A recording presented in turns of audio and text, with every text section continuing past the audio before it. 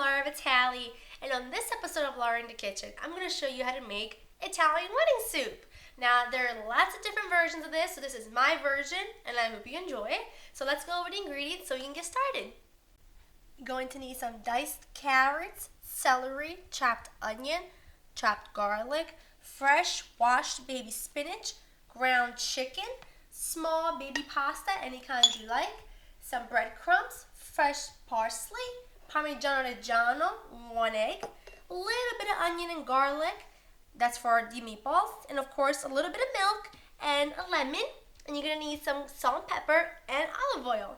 Now, I don't know if you guys can tell, I just got over a cold, so my voice is still a little raspy, but it's getting there. So this is a delicious soup, and I've changed it up a little bit. Traditionally, it's made with ground veal. Little meatballs made out of ground veal. I'm going to make mine with ground chicken just because anytime I can put in white meat over, a darker meat, I do that, and this time works perfectly. So, for the meatballs, we're going to use, and this feeds 2 people really well, so this is about 3/4 pound of ground chicken.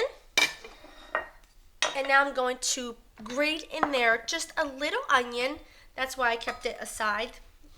Just gonna grate it in. It gives it such fantastic flavor, but I don't want big chunks of it. I want really fine onions that you won't be able to chew on it or bite down on a piece of onion. So I'm just gonna grate it. That's enough onion, because when it's grated, it's like really, really strong. So we don't need much, especially for this amount. Same thing with the garlic, and I'm just gonna look how fast this goes. Garlic done. There it is. Beautiful. Now I'm gonna add in, I told you before when I made traditional meatballs, my grandmother always puts a little bit of milk in meatballs, so I do the same thing no matter what kind of meatballs I'm making. So we have the milk in there. Before I get my hands dirty, I'm just gonna make everything in here. I add, when I make my chicken meatballs, just a tiny bit of lemon zest. It brightens it up and it's just so delicious. I absolutely love it. And I actually finished the soup with a little lemon zest as well. It really is a fantastic combination because lemon zest goes so well with chicken and it goes so well with spinach. I figured, hey, you know what? Let me try it, and I did, and I loved it. So next, Parmigiano Reggiano. Use a good kind, like I always say. You buy a block of it, you'll have it for a while. Now, traditionally, you're supposed to use pecorino, which is a sheep's milk. It is. It's a cheese made out of sheep's milk. It's very strong. I don't care for it, so I always use Parmigiano Reggiano anytime my recipe calls for pecorino. So, you can use it if you like, but it's just way too strong for my liking, for my taste. I'm going to just crack an egg. Put one right in. I was cracking a separate bowl. Now, season this with a little salt and pepper. Don't go too crazy in the salt because we have a good amount of Parmigiano in there and it's very salty. So do that. A little bit of salt.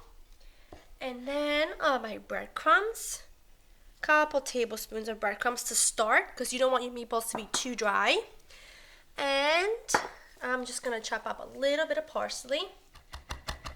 There we go. Get our parsley right into our bowl. Let me de-bling, like Guy Fieri says.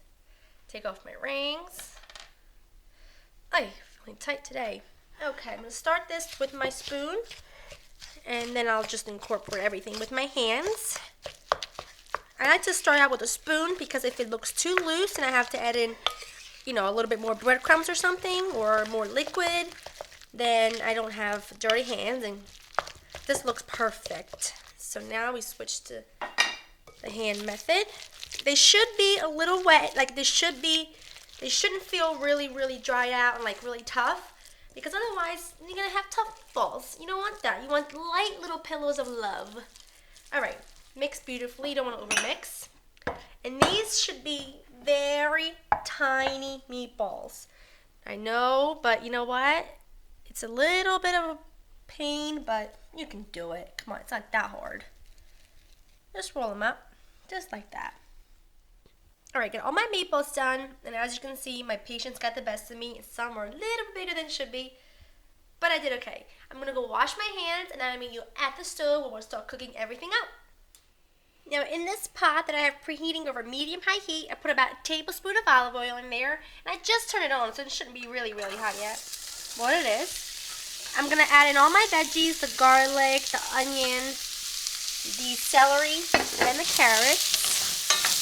Stir that around. I'm just gonna season it with salt and pepper. You know me, always seasoning every layer of your dish. You know, I have a really nice, flavorful, round dish after you're done if you do that. Now, another ingredient you're going to need for this recipe is chicken stock. Now, you can use really good homemade chicken stock if you have it on hand. I didn't have any today, so I'm using my backup, which is just store-bought chicken stock, and there's nothing wrong with that. So just let these cook for about 5 minutes for medium-high heat until they start to cook down.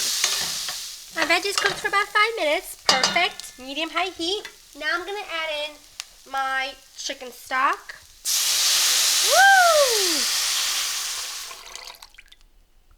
There we go. Leaving the heat up to medium-high.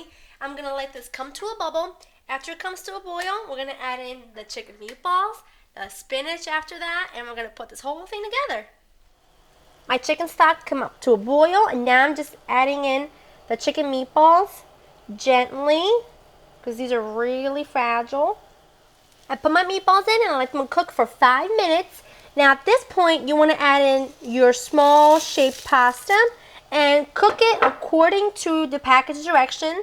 This is going to cook for about 7 minutes. So in about 5 minutes, I'm going to add in my spinach because that needs to cook for a couple minutes as well. So if your package says like 9 minutes, at the 7-minute mark, you want to add in your spinach. So I'm just going to let this cook for a few minutes and I'll meet you back here to finish it off.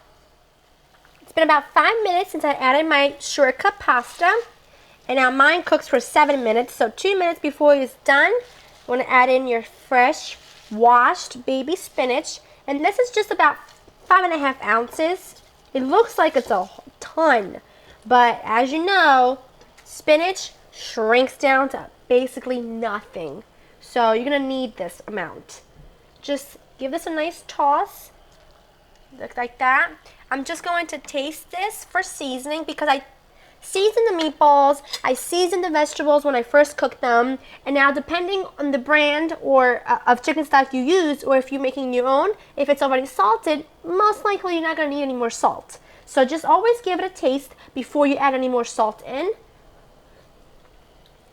This does not need any, and I'm a big salt lover, so this is perfect. I'm just going to let this cook for another 2 minutes or so, and then I'll meet you back at the counter, and we're going to finish it up with some special touches, and we're finally going to be able to dig in. My soup is done, and it smells delicious. I just want to finish it with just a touch of lemon zest, not a lot. Literally just the smallest amount is going to make a huge difference. It's just going to brighten it up and just give it this fresh note that you wouldn't get if you weren't adding in it any. I'm having just a terrible day speaking today.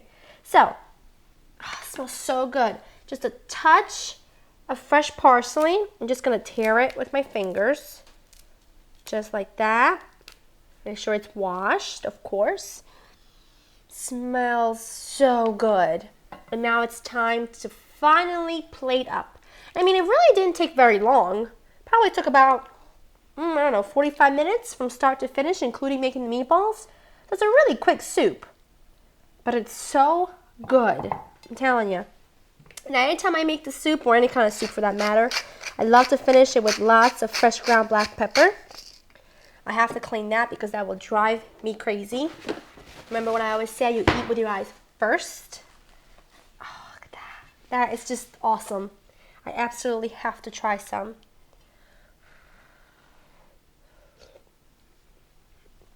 Whoa, what a winner. It's so, so good. That lemon, it's not overpowering. It doesn't hit you in the face, but it just makes it so nice and light and refreshing at the same time. It's delicious. I'm going to try a little piece of meatball. Right on. This soup is absolutely delicious. If you're looking for a great Italian wedding soup, try this recipe. I guarantee you will love it. To get this recipe and other recipes, check out my website at www.learninthekitchen.com. Thank you for spending time with me, and I'll see you next time. Bye!